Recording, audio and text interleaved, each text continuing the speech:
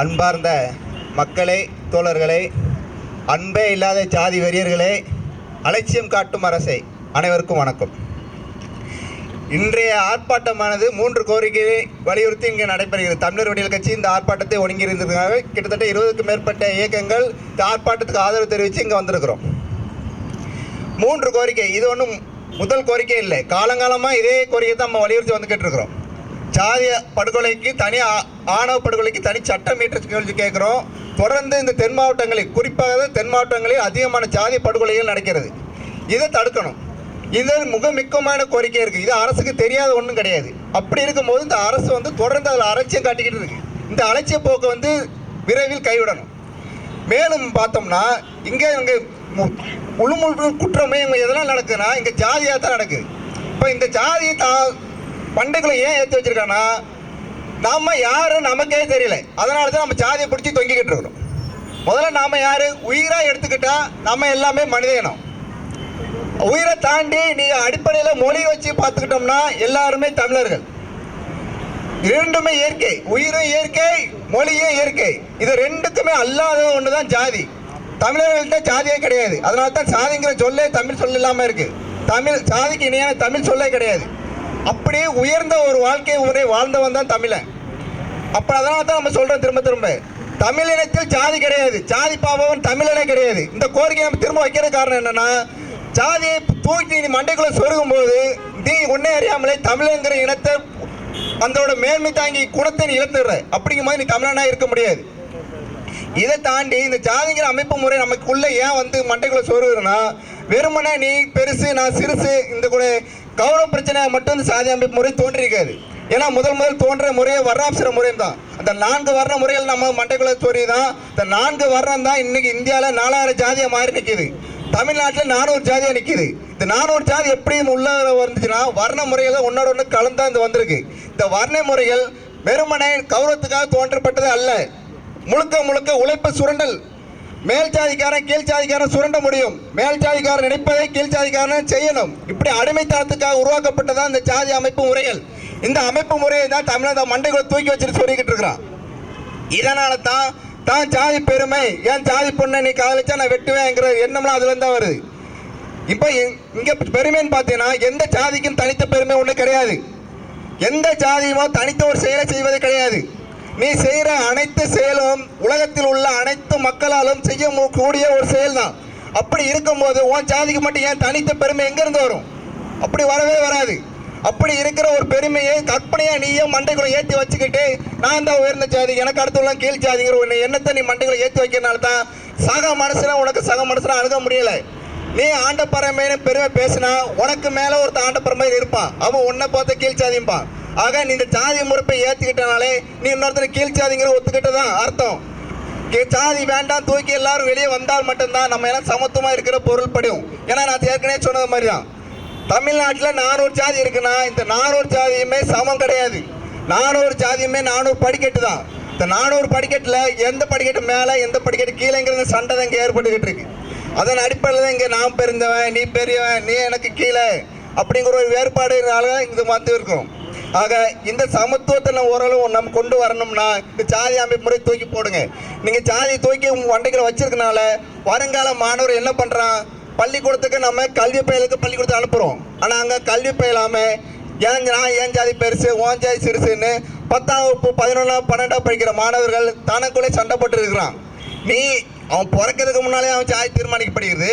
பள்ளிக்கூடத்தில் போய் மறுபடியும் ஜாதி சண்டை போடுறான். இந்த ஜாதி சண்டை போட்டு அவன் வழக்கு வாங்கி இங்கே சமூகத்துக்கு வரும்போது அவனை கலெக்டராக வருவானா, இல்லை ஒரு IPS ஆஃபீஸராக வருவானா, இல்லை மருத்துவராக வர முடியுமா? எங்கேயுமே ஆக முடியாது. எங்கே போவான்? ஜெயிலுக்கு தான் போவான். ஆக இந்த குற்றவாளிகளை யார் உருவாக்குது? அந்த மாணவர்களை தடுக்க முடியாத அரசு தான் உருவாக்குது. இந்த அரசு தான் முதல் குற்றவாளி. ஏன்னா 2000 ஆண்டுகள் இந்த மண்ணில் சாதி இருக்கு.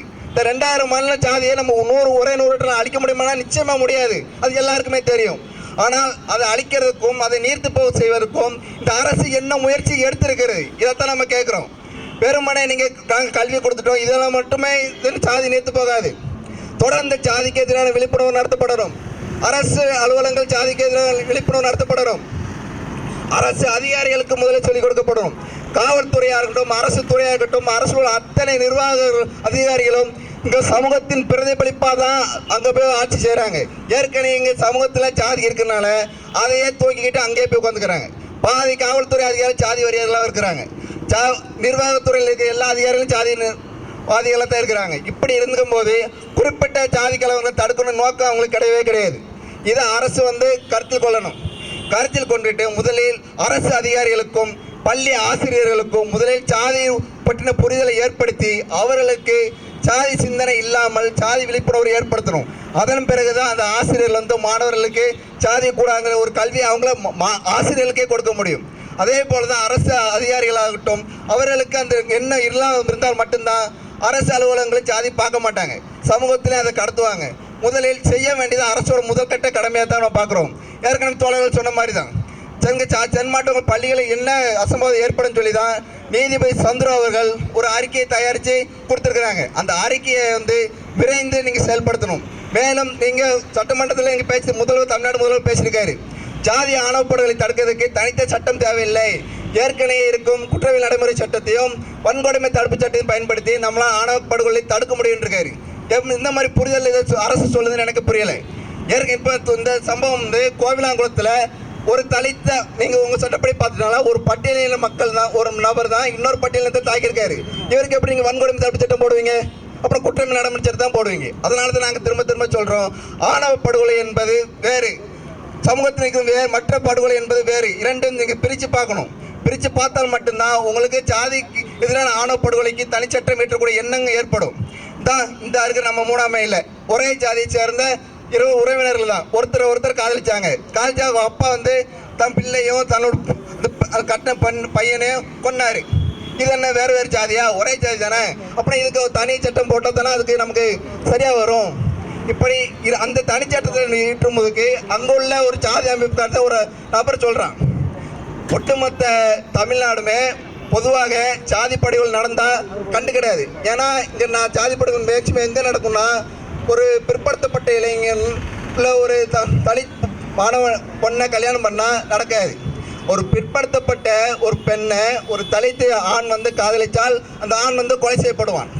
இதனால் பொதுவாக ஆணவப்படுகொலை நடக்கும்போது இந்த பொது சமூகம் அது கண்டுக்காது. ஆனால் இந்த 3ஆம் மைல் நடந்த சம்பவத்தை ஒட்டுமொத்த தமிழ்நாட்டில் உள்ள பொதுமக்களும் அதை பார்த்தாங்க, கவனிச்சாங்க, ஏன் இந்த மாதிரி பண்ணிட்டான் அப்படின்னு ஒரு ஆதங்கத்தை ஏற்படுத்துகிறாங்க. அப்படி ஒட்டுமொத்த தமிழ் சமூகமும் அந்த படுகொலையை நினைத்து வருந்தக்கூடிய சூழலில் இங்கே உள்ள ஒரு அந்த சாதியை சேர்ந்த ஒரு சாதி அமைப்பு தலைவன் சொல்கிறான், காம வெறியர்களுக்கும் குடிவெறியர்களுக்கும் நடந்த மோதலுக்கு சாதி சம்பந்தம் இல்லை, அதனால எங்கள் சாதி இதில் இழுக்காதீங்க அப்படிங்கிறான். ஒட்டுமொத்த தமிழ் சமூகம் ஒரு பார்வை பார்க்குது, இந்த சாதி அமைப்பு தலைவன் வேற பார்வை பார்க்குறான். இதுதான் ஒட்டுமொத்த சாதி அமைப்புகளோட நோக்கம். அவங்கள பொறுத்த வரைக்கும் மனிதநேயம் அதெல்லாம் எதுவுமே கிடையாது. தன்னை சாதியை வச்சு ஏற்கனவே இங்கே சாதி ஒன்று இருக்குது, அதுக்கு ஒரு பெருமை ஏற்படுத்தி வச்சுருக்கிறாங்க.